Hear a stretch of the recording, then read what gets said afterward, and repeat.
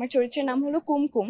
চরিত্রটা খুবই দুরন্ত প্রকৃতির, খুবই হ্যাপেনিং আর একটা চিয়ারফুল একটা ক্যারেক্টার। পড়াশোনার সাথে সামঞ্জস্য রেখে যতটুকু কাজ করতে পারবো আমার বেস্টটা দিয়ে কাজ করার চেষ্টা করব। প্রথম সিনেমা এবং যুক্ত হওয়ার কারণটা হচ্ছে সম্রাট স্যার যিনি আমাদের রাইটার যিনি, উনি আমার একজন পরিচিত, উনিও ইন্ডাস্ট্রিতেই আছেন, সঙ্গীতা চৌধুরী আমার মাসি হন।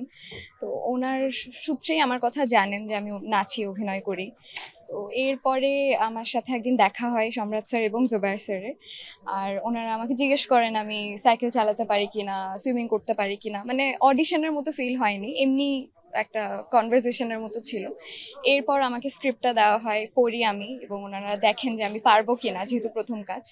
আর হয়তো ওনাদের মনে হচ্ছে পারবো, তাই উড়ালে আমার আশা। চরিত্রটা আমার সাথে, হ্যাঁ, আমার চরিত্রের নাম হলো কুমকুম, এবং কুমকুম আর আমার বয়সটা প্রায় কাছাকাছি, এজন্য হয়তো করতে খুব বেশি অসুবিধা হয়নি। আর চরিত্রটা খুবই দুরন্ত প্রকৃতির, খুবই হ্যাপেনিং আর একটা চিয়ারফুল একটা ক্যারেক্টার। আর চেষ্টা করেছি, কতটুকু জানি না কুমকুমকে ফোটাতে পেরেছে, ওটা আমরা 1 তারিখ দেখবো। আর আমার সাথে বাস্তবে কুমকুমের মিল আছে বলা যায় কিছু কিছু ক্ষেত্রে, আবার কিছু ক্ষেত্রে একদমই নেই। সেটা হয়তো কি ক্ষেত্রে নেই ওটা আমরা পরে দেখবো, সিনেমায় বুঝবো আমরা। আমার শুরুটা হচ্ছে নাচ দিয়ে। আমি প্রথম নাচ শিখি প্রমাবন্তী ম্যামের কাছে চিটাগাঙে।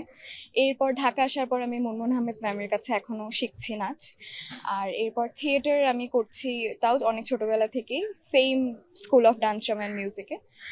আর সাথে ঢাকা আসার পর ভয়েস ওভারে কাজ করেছি সিসিমপুরের সাথে ধ্বনিচিত্রে বেশ কয়েকদিন।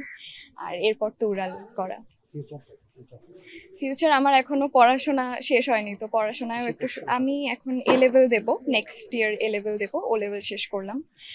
আর পড়াশোনার সাথে সামঞ্জস্য রেখে যতটুকু কাজ করতে পারবো আমার বেস্টটা দিয়ে কাজ করার চেষ্টা করব।